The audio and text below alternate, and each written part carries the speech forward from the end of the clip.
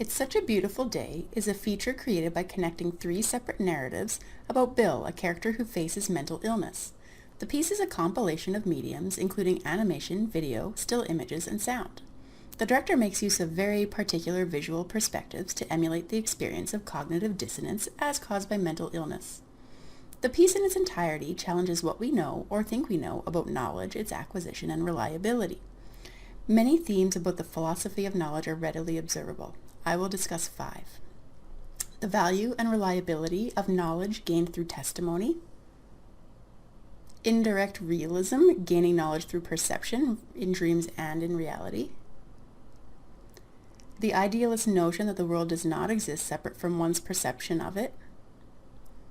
Exploration of the problem of the other mind, challenging the assumption that all minds are like one's own. And the consideration of the problem of memorial knowledge, an examination of what happens when one identifies his own knowledge as being unreliable. Testimony is the gaining of knowledge through what a person tells you. Bill relies on credulism, believing what he hears until new information contradicts that knowledge. The problem is, no information ever makes him doubt the testimony. Throughout the film, Bill visits his doctor regularly. Each time, he accepts what the doctor says and follows his directives. Bill believes the testimony of the doctor is reliable and credible. Bill's family has told him fantastic stories about the adventures of family members and their untimely deaths over the years. For example, many people seem to have been killed by trains. He accepts this testimony as fact, at face value. Bill also has a history of accepting what his mother tells him and expects of him. Bill's mother put a heavy coat over him whenever he left the house, for fear that he might fall victim to something called walking pneumonia. She started doing this the winter after losing Randall, but then made him wear it every day for the next 5 years. In the summers, he also had to wear a helmet and asbestos safety gloves. Indirect realism posits that one does not actually know the world, but rather one only knows his perception of the world. This is evident in Bill's experiences. Bill struggles with the separation of the real world and the dream world. Both in his dreams and reality, Bill's perception is showing him a world of fantastical impossibilities. While Bill knows his perception is leading him astray, he can only base his understanding of the world on his perceptions of it. Bill dreams of having a huge fish head feeding on his consciousness. He also dreams that when he was young, a seal had come to play soccer with him. The seal hits a ball into a child, the child dies, and the seal leaves. Bill wakes up uncomfortable. While Bill's dream perceptions are strange, his waking reality is just as confusing. He is aware that his perception of people does not reflect the realities of the world. The guy next to him at the bus stop had the head of a cow, but Bill pretended not to notice. In addition, Bill sees people in the grocery store as demons, he sees phantoms as he sleeps, and he perceives voices in running water. Bill knows that his interpretation of the world is problematic.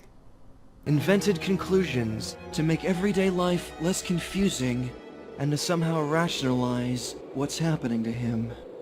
How does one gain and justify knowledge when one cannot trust his perceptions? Idealism is the notion that the world only exists as one perceives it.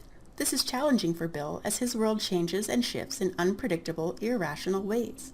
If the world is his perception of it, everything he knows is fragile and very tentative. Bill's world is often chaotic. This ongoing chaos means the world itself is chaotic. Norms and rules do not apply. Bill also has difficulty perceiving time. He's unsure what happened in the past versus what is happening now. This collapse of time means the world is different than he thought.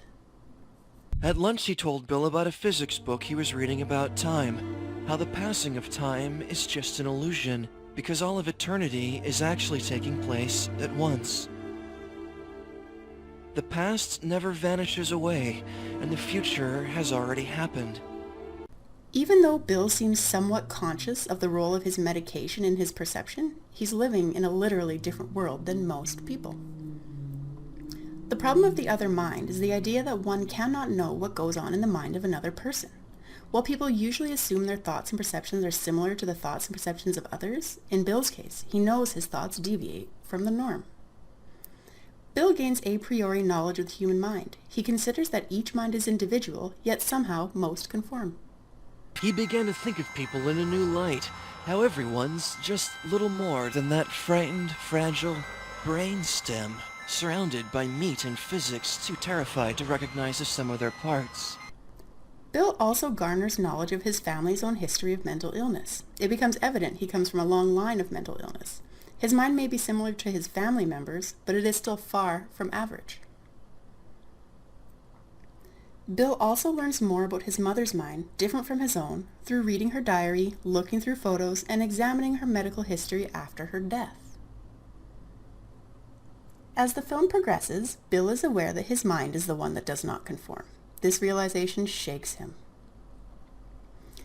The problem of memorial knowledge comes from the frequent inability to state the justification and sources of what one claims to know. How do we know we can trust what we remember? Bill mistrusts his own memory frequently through the film.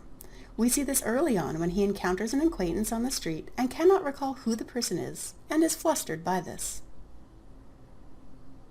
At one point, Bill discovers a pair of Lion King slippers in his closet. He does not know who they belong to or where they came from. While he couldn't find the slippers, other things were ironically absent. This morning he couldn't remember where he put the clinic's daily memory quizzes. As the film progresses, Bill starts taking liberties with his memory. He wakes up in a hospital and cannot remember where he lives, so he assumes he has always lived at the hospital. He also knows he doesn't know what month it is. He disregards the implication of this, but he knows he is losing knowledge. So many years of faces and moments are mostly just a vague feeling now. The years are slipping out of his head. Bill's memory woes are likely linked to medication, but this does not ease the bigger question. If we can identify memorial knowledge as subjective, contextualized, and dynamic, how can we trust it with any degree of certainty?